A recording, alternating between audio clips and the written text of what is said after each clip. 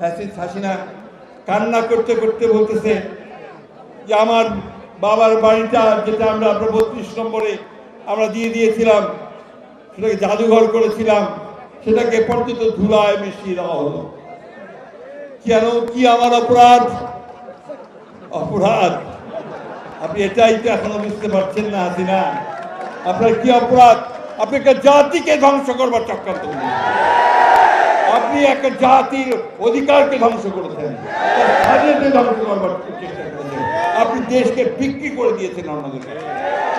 আমার ধর্মকে ধ্বংস করার চেষ্টা করেছেন, আমার কৃষ্টিকে ধ্বংস করবার চেষ্টা করেছেন, আমার ইতিহাসকে বিকৃত করেছেন, সব কিছু ধ্বংস করে দিয়েছেন আপনি। আপনি এখনো বুঝতে পারেন না যে আপনার কি অপরাধ।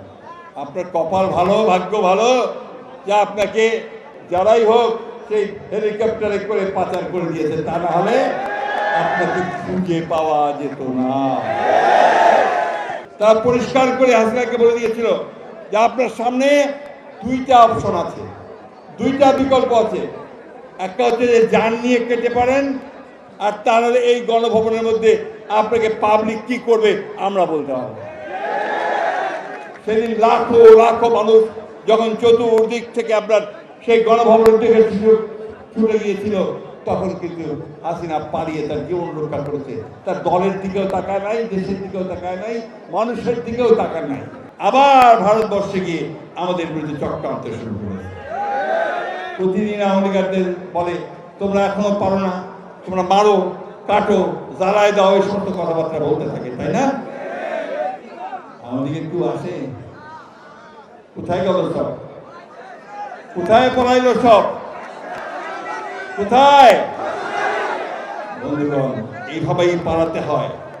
সমস্ত স্বৈরাচারী সরকার, ফ্যাসিবাদী সরকার ওই নমরুদ ফিরাইনের মতো হয়, মৃত্যুবরণ করে অথবা পালিয়ে যায়, তাই না? এটাই হচ্ছে পরিণতি।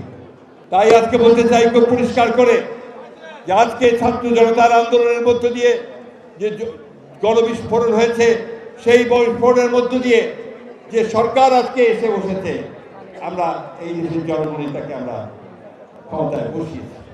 ছাত্ররা, জনগণ, রাজনৈতিক দলগুলো সবাই মিলে তাদেরকে, ডক্টর ইউনূসের মতো একজন সকলের কাছে গ্রহণযোগ্য মানুষ, নোবেল পুরস্কার পাওয়া মানুষ, সবাই তাকে আমরা সম্মান করি, শ্রদ্ধা করি।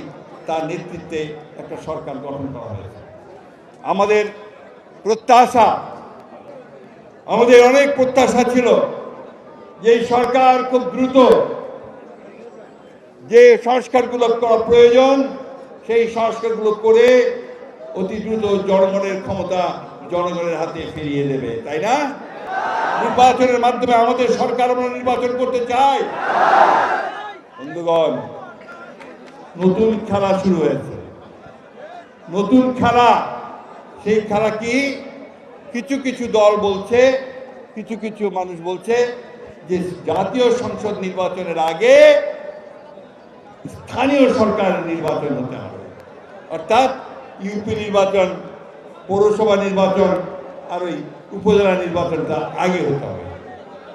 বন্ধুগণ, আমাদের অভিজ্ঞতা আছে, সরকার যদি জনগণের প্রতিষ্ঠিত না হয় এবং সেই দেশে যদি শান্তি শৃঙ্খলা ফিরে না আসে, তাহলে এমনিতেই এই স্থানীয় সরকার নির্বাচনে নিয়ন্ত্রণ করা সম্ভব হয় না। প্রতিদ্বন্দ্বী প্রার্থীরা একে অপরকে খুন করে, মানুষকে মারে, আগুন জ্বালিয়ে দেয়, একটা নৈরাজ্য সৃষ্টি করে। আজকে আমি জানি না এই সরকার কি জেনে শুনে একটা দেশে একটা নৈরাজ্য সৃষ্টি করতে চান অথবা একটা গৃহযুদ্ধ করার দিকে যেতে চান, আমি জানি না। আমি আশা করবো যে তারা সেটা করতে দেবেন না।